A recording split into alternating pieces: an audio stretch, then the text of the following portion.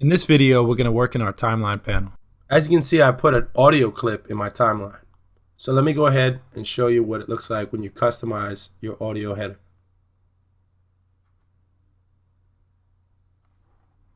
So now I'm going to add a track meter so I can see my levels of this individual track. I'll add a balance for left to right. If I wanted to, I can add a record enabled, track volume. Now I'm going to hit OK. And at first you don't really see this, but if you grow your tracks by either dragging, and when you get the double edge lines, you can drag your tracks out on either side, top to bottom, left to right. Or you can use the Option or Alt on a PC and hit plus and minus. So now that you see my tracks a little taller, I can see my track meter. So now I can see my levels for this track. I can see I have a little balance in here as well. And I can adjust my track volume right inside of my track header. So if I play this back,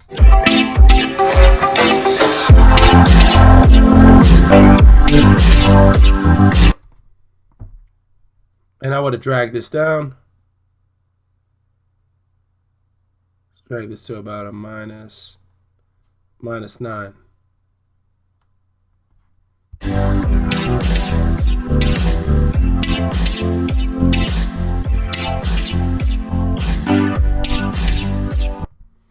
So, one thing you might have noticed is that when I drag this down to minus 9, this bar did not move down or up. That's because I adjusted my track volume as opposed to my clip volume.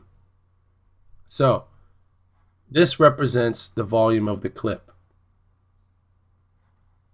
Now let me show you. There's this button here that says Show Keyframes.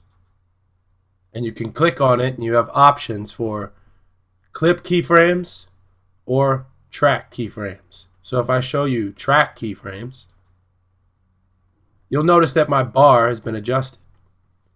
So if I go back, let me hit play.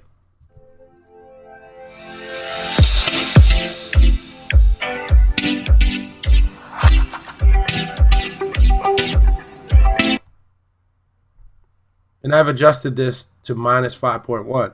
And as you notice, the bar went back up. The good thing about whenever you have highlighted text, you can simply click on it. Now if I wanted this to be a minus 9, I could just type in minus 9. And now my whole track's volume on this track is minus 9. That's because in the Show Keyframes button, I've adjusted to track keyframes. If I went back to clip keyframes, you won't notice a difference. One other thing that you should know about track and clip keyframes. So clip keyframes have this rubber band on every clip. And you can drag it out. And this is how you adjust the clip. Now, if I wanted to adjust the track, let me go into here, click on my Show Keyframes, go to track keyframes, and you'll notice the rubber band is not just on that clip. The rubber band is actually throughout the whole track. So that's just one way of knowing that you're working with track keyframes versus clip keyframes. See, the rubber band ends just on that clip. Every audio clip on this track will now be balanced to a minus 9. So if you wanted to work with just the clip, there are other tools such as the clip mixer that will do that. But for this is meant just for the tracks. So it's important that you know you can toggle by clicking on the Show Keyframes button and switching between clip keyframes and track keyframes.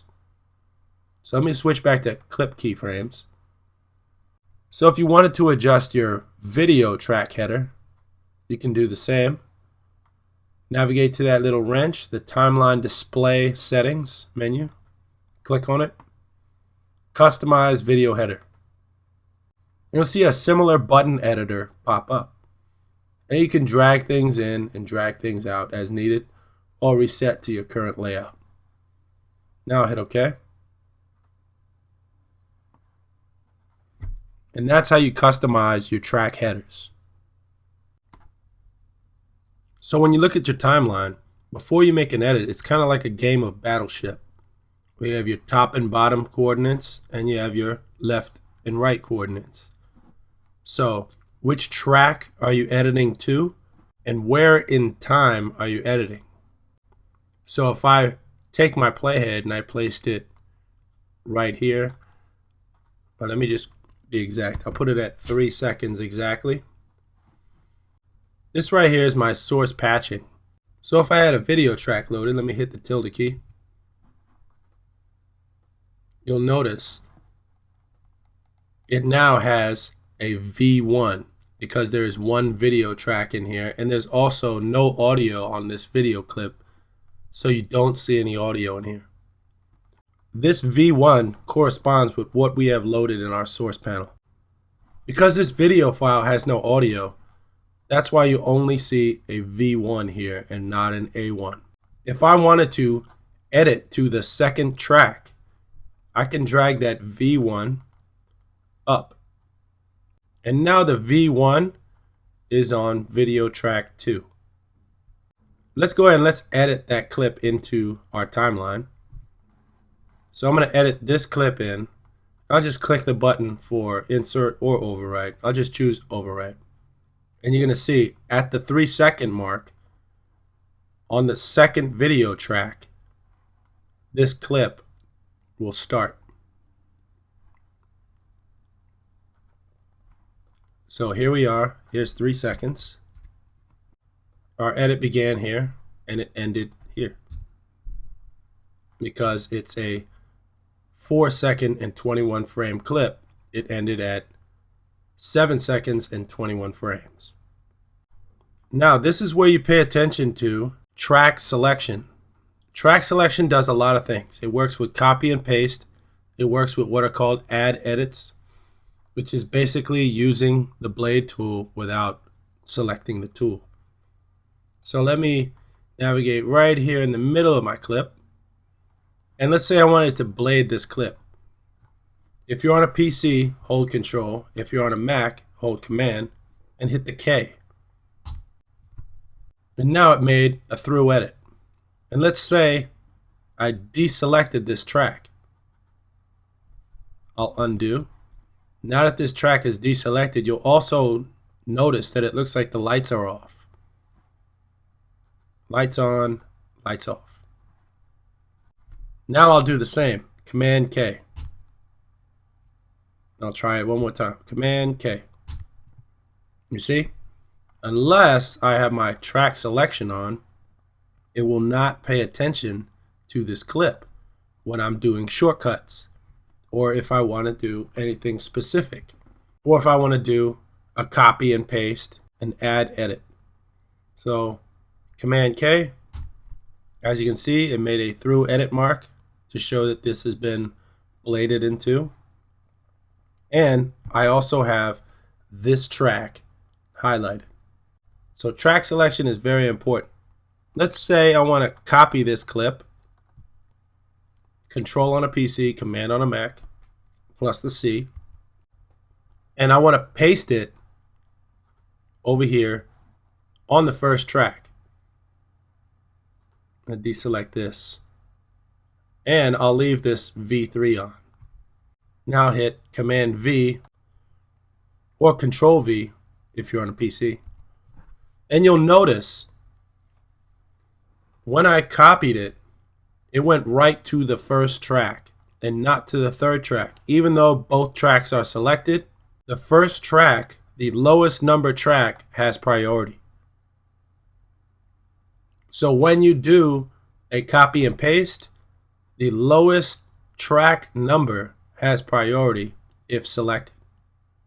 So because the V1 was selected, the V3 was overlooked. So I'll just do that again. Copy. Let's say I'll highlight the V2, turn on the V2 track. You'll notice even though V1, V2, and V3 are all selected, by default, the clip pasted onto V1 because the lowest number track holds priority. Let's say, for instance, I did not want to see a certain track when I exported my clips. When I click on the little eyeball icon, you'll notice my clip disappears. But it's really the whole track itself. If you wanted only a clip to disappear, you can right click and then click where it says enabled and uncheck the box. Now the whole track is still there. So let me take these two clips, put them on this track, and you'll see just that clip is not showing. If I were to turn the eyeball off on the track, now even if I were to export, I would not see these clips. So this is good if you had titles that were not quite ready for output, or if you had other edits that you put on a higher track and you wanted to just see what the base edit looked like. You could turn the eyeball off before exporting your rough cut. So I'll turn that back on. And you can see this clip looks like the lights are out. So I'll right click on it and choose enable. Now it's back up. So now I want to show you something that we learned earlier. When we go to the top right hand corner of our timeline panel and we turned off the work area bar, when you want to use in and out points, then I'm going to jump back 2 edit points, 1, 2. And I did this with track selection as well. So I turn that off and I try to hit the up and down arrows. I can't jump between edits. But because I have my track selected now, I can jump between edit points. We're using the arrow keys up and down. But if I don't have my track selected, completely disables that function. So now I want to highlight just part of my edit. So I'm going to use the J, K, and L key, and I'll go right about here. I'll hit I for in, and I'll go in between these clips. I'll hit O for out.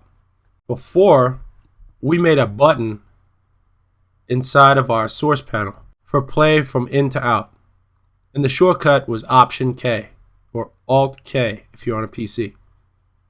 You could make the button inside this window or just use the shortcut for Option K.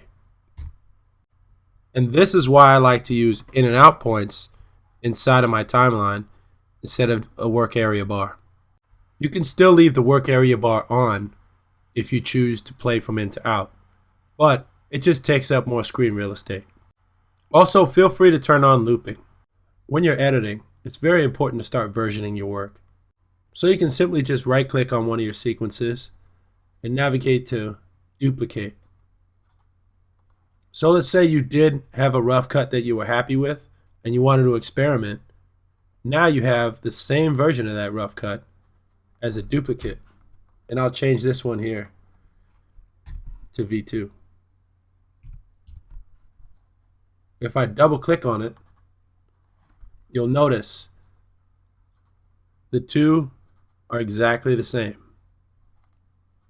So I can archive the first one and then start working on the second version. Again, versioning your sequences is very important. It gives you a chance to build on what you currently have and make new edits without fear of losing what you already have. In this video, we worked with track and timeline patching and got to know how things work a little bit better. We used copy and paste, jumping around our edit points, and adding edits using our track selection. Turn on and off our work area bar, or use in and out points in our timeline. And we also saw the difference between track volume and clip volume.